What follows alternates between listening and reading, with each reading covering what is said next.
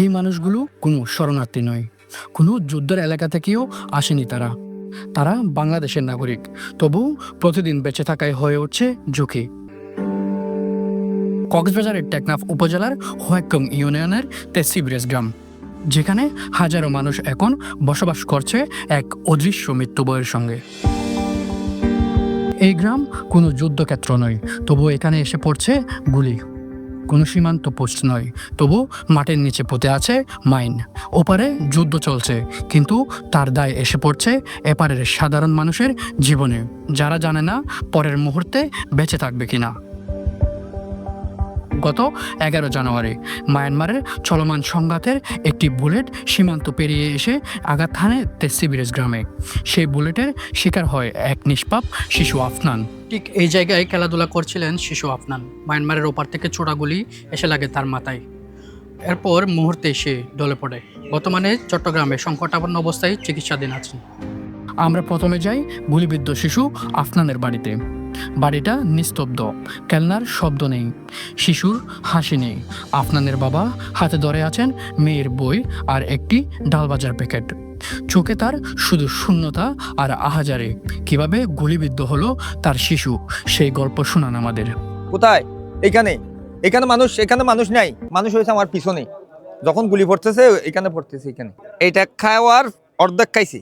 Sir যখন নিচে নামে গেছে একটা মোবাইল কল আসছে যে তোমার মেয়ে গুলি খাইছে। মেয়ে রুটে কোথায়? এখানে তো কেউ গুলি খাই নাই, গুলি খাইলে এখানে খাওয়ার কথা ছিল। এই গ্রামে এখন প্রায় শোনা যায় গুলির শব্দ, বোমা বিস্ফোরণের আওয়াজ, যে শব্দ ঘুম কেটে নেয় শিশুদের কাদায় আর প্রতিটি পরিবারকে ঠেলে দেয় এক আতঙ্কের ভেতর। তারপরে ওই তারা দড়ির মাক বাগিয়ে কলে মানে গুলি ইতারা গুলিও চালাত বাগুন ইকিয়া ইতারা জাহানে ফাঁসে আর বোর্ডার ফাঁসে তেলি তারা গুলিও মারতে বাগুন হড় আর ফারার ইক্কা মারে। এভাবে সারা রাত অস্ত্র গুলা বসলে হন টাইম না কি ঘটে যায় হনে নিশ্চিত নেই যে না পুরো যা হঠাৎ মাদ হয়ে গিয়ে টাইম নাস্তা লেগে। এই গ্রামের অধিকাংশ মানুষ জেলে। নাফ নদী ছিল তাদের জীবনের বর্ষা, কিন্তু সংঘাতের কারণে সেই নদী হয়ে উঠেছে নিষিদ্ধ এলাকা।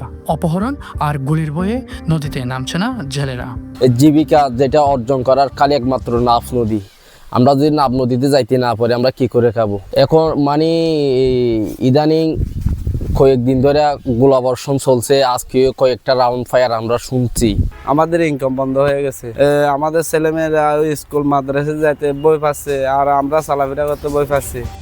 এই গ্রামের মানুষ চায় নিরাপত্তা, চায় নিজ দেশের মাটিতে নিশ্চিন্তে বেঁচে থাকার অধিকার।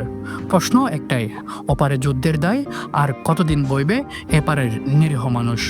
পেছনে নাফ নদী এবং বেড়িবাঁধ, ওপারে মায়ানমারের চলমান সংঘাতের গোলাগুলি এসে লাগে এপারের মানুষের বসত বাড়িতে।